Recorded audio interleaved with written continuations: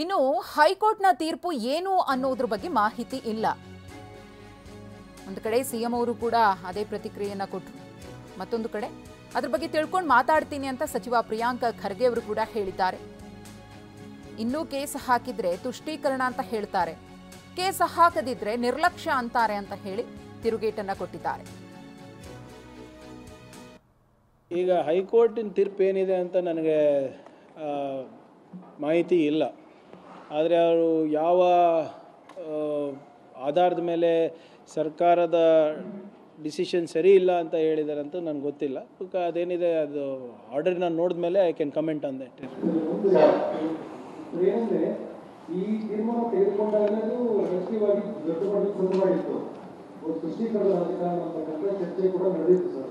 ಇದನ್ನ Girish Bharadwaj Bhat and others ಕೋರ್ಟ್ನಲ್ಲಿ ಪ್ರಶ್ನೆ ಮಾಡಿದ್ರು ಸರ್. ನೋಡಿ, ತುಷ್ಟೀಕರಣ ಅಂತ ನೀವೇನು ಹೇಳ್ತೀರಾ? ಕೇಸ್ ಹಾಕಿದ್ರು ತುಷ್ಟೀಕರಣ ಅಂತಾರೆ, ಕೇಸ್ ಹಾಕಿಲ್ಲ ಅಂದರೂ ತುಷ್ಟೀಕರಣ ಅಂತಾರೆ, ವಿಡ್ರಾ ಮಾಡಿದ್ರು ತುಷ್ಟೀಕರಣ ಅಂತಾರೆ.